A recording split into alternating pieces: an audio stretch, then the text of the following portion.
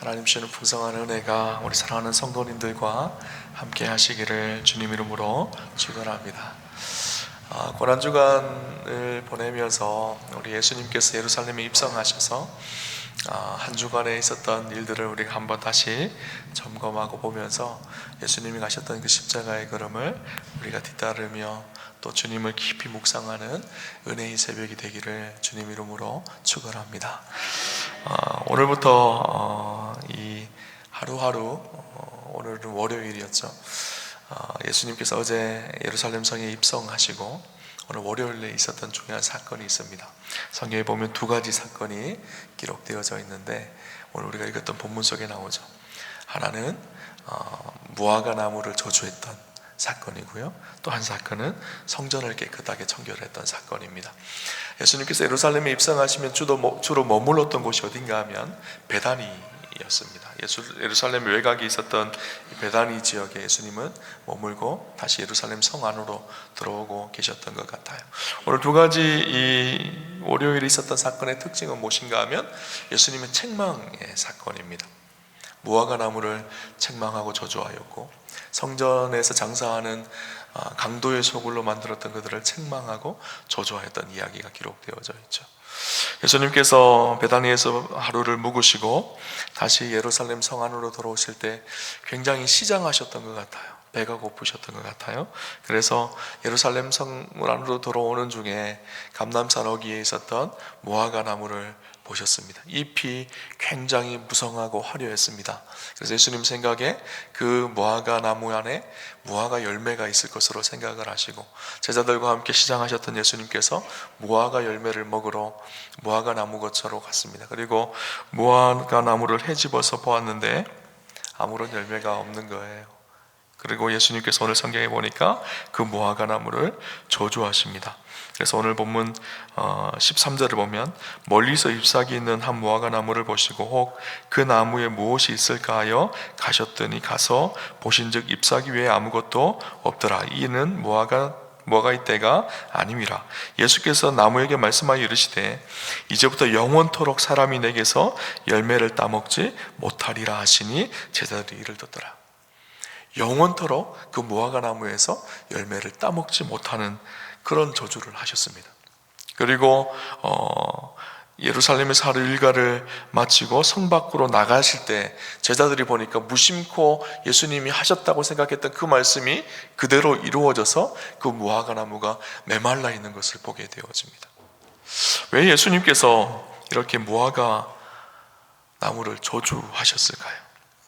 14절에 이제부터 영원토록 사람이 내게서 열매를 따먹지 못하리라, 그렇게 저주하셨을까요?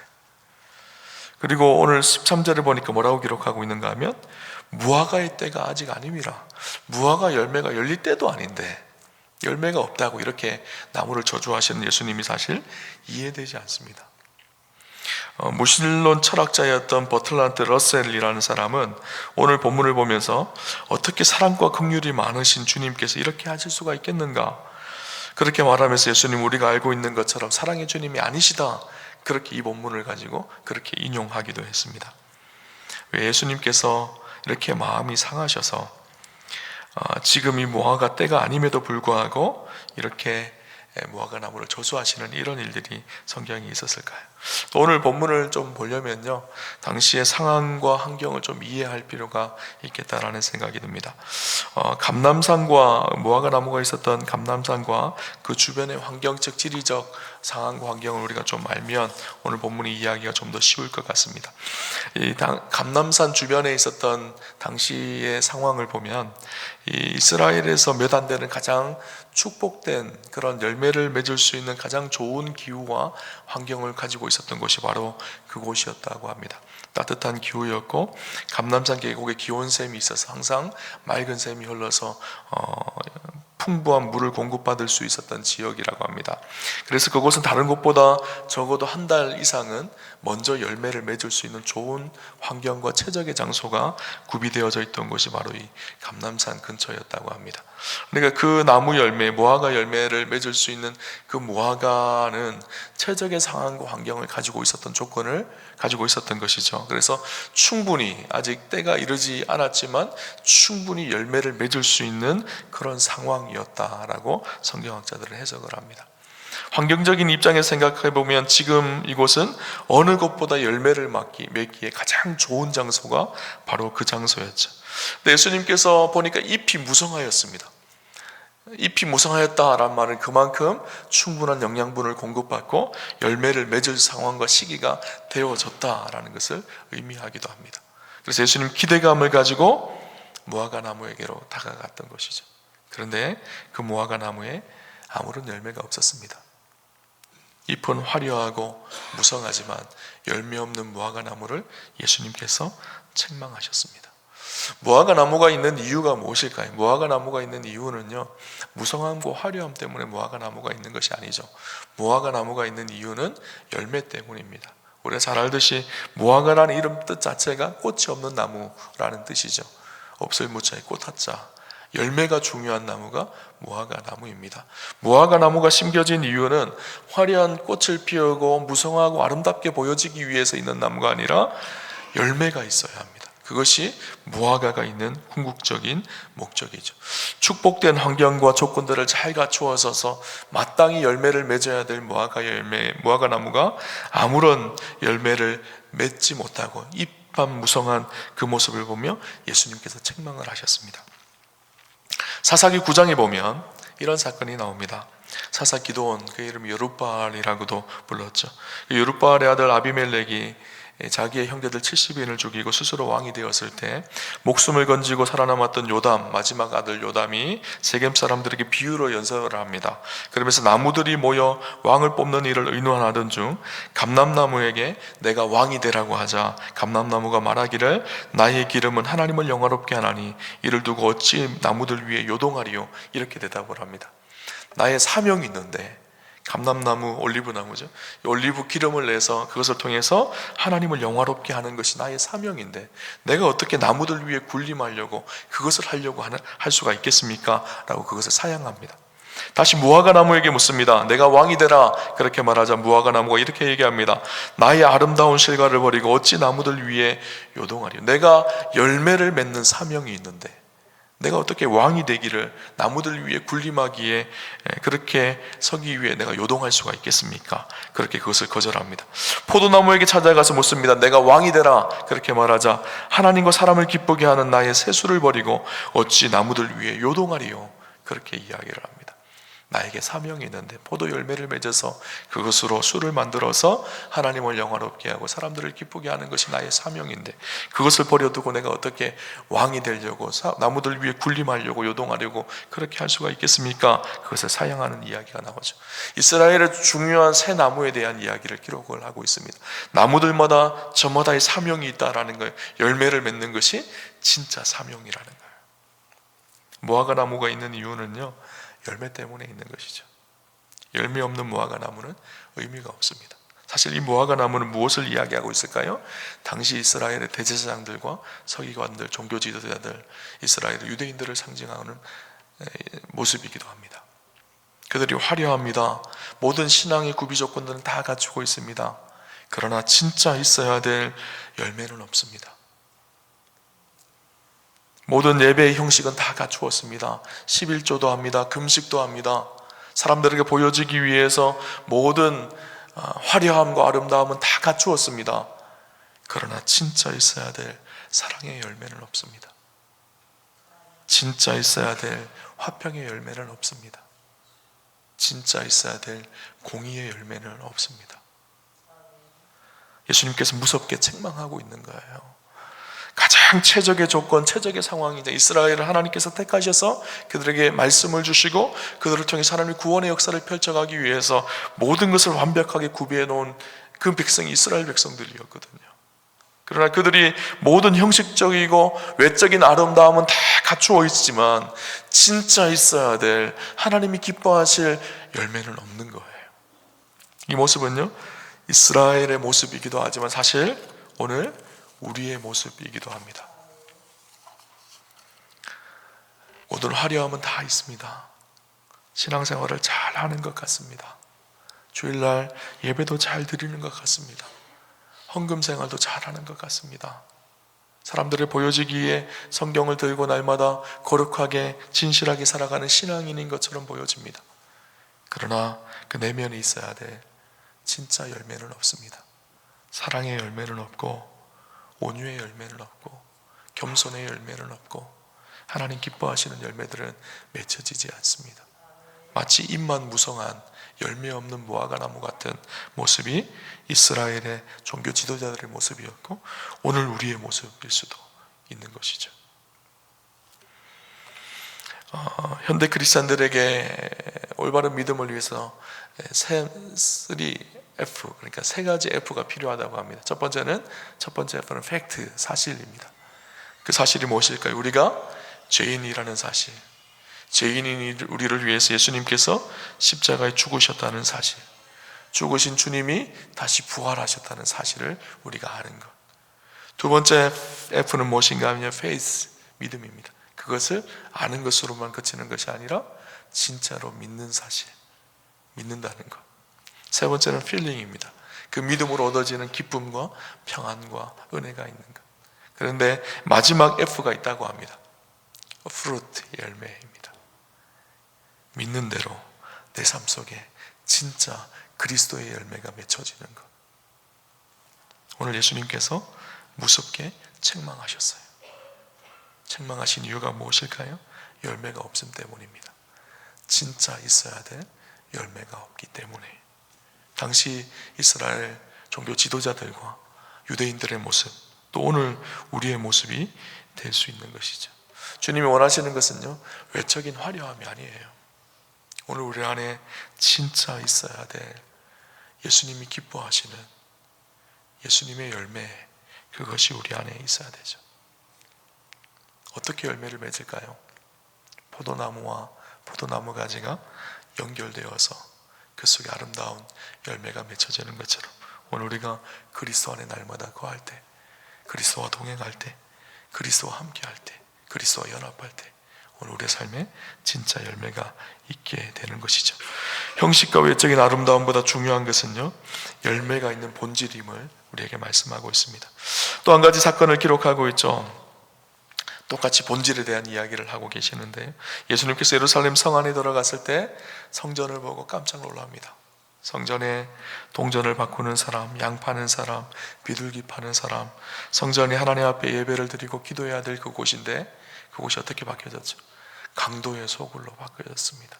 장사꾼들의 장사의 소리로 가득 차 있습니다. 엄청난 이권이 달려있는 수많은 일들이 성전에서 일어나고 있습니다. 자기의 사리사욕과 욕심을 채우려고 하는 일들이 하나님을 예배해야 될 성전에서 일어나고 있는 거예요. 예수님께서 성전을 다 엎어버리셨어요. 성전에는 어떤 곳이 성전일까요? 성전에는요, 주님을 만나는 기쁨이 있는 곳이 성전입니다. 성전은요, 기도하는 즐거움과 하나님과 교제하는 참된 만족과 행복이 있는 곳이 성전입니다. 주님 안에 누려지는 참된 즐거움이 있는 곳이죠. 그런데 그 즐거움을 다른 즐거움으로 바꾸어 버렸습니다. 자기의 욕망과 욕심을 채우는 그런 즐거움으로 바꾸어 버렸죠. 예전에 한 목사님이 이 본문을 가지고 설교를 하는데, 설교 제목이 또 다른 재미라고 그렇게 설교를 하시더라고요. 성전에서 진짜 우리가 누려야 될 재미가 있습니다. 하나님을 만나는 재미가 있어야 되죠. 세상과 다른 즐거움과 기쁨이 있어야 합니다. 하나님을 예배하는 재미가 있어야 합니다. 기도하는 재미가 있어야 합니다. 하나님의 임재 속에 누려지는 참된 즐거움과 기쁨이 있어야 합니다. 그 놀라운 즐거움을 세상의 재미로 바꾸어 놓았다라는 거예요. 자기의 욕심과 욕망을 채우고 물건을 팔리면서 자기의 사리사욕과 욕심을 채워가는 그 재미로 바꾸었다라는 것이죠. 그들이 누렸던 재미가 무엇이었을까요? 당시 6월절이 되면 많은 이 유대인들이 6월절 예루살렘으로 올라옵니다. 성전에서 6월절 절기를 지키기 위해서였죠. 어제 말씀드렸던 것처럼 당시 이 예루살렘의 인구가 한 10만 정도 되었다고 합니다. 그런데 6월절이 되면 200만 정도의 사람들이 모여온다고 합니다. 그곳에서 성전에서 유월절 예배를 드리고 제사를 드립니다. 그러기 위해서 필요한 것이 있죠. 소와 양과 비둘기, 제물이 필요했습니다. 근데 성전에서 제사를 드릴 때 이 제물은 항상 거룩하고 순전하고 흠이 없어야 합니다. 근데 그들이 올라오는 성전에 올라오는 길이요, 우리가 생각하는 것처럼 하루 이틀의 거리가 아니죠. 가까운 곳에서 올라오는 사람들은 며칠이 걸릴 수도 있지만 먼 타국에서 오는 수많은 유대인들이 있었습니다. 그들이 제물을 가지고 올 수가 없었습니다. 가지고 올 때 제물이 흠이 생기거나 상하면 그것으로 제물로 드릴 수가 없었기 때문이죠. 그래서 성전에 와서 성전에서 제물을 사게 되어졌어요. 소와 양과 비둘기를 사게 되어지는데 성전에서 사는 제물을 훨씬 비싸게 사게 해놓았던 거예요. 시중에서보다 훨씬 비싼 금액을 주고 그것을 통해 많은 이익을 취했습니다. 그래서 그 이익으로 대제사장과 성전의 많은 지도자들이 자기의 사리사욕과 욕심을 채우는 일로 채워서 갔던 것이죠. 뿐만 아니라 성전에 들어오려면 성전 세금을 내야 되는데 당시 유통되었던 돈은 로마의 돈이었죠. 그 로마의 동전에는 가이사의 얼굴이 새겨져 있었습니다. 가이사의 얼굴이 새겨진 그 동전으로 성전에 세금을 낼 수가 없었죠. 성전에만 통용되었던 돈이 있었는데 그것으로 환전을 했어야 됩니다.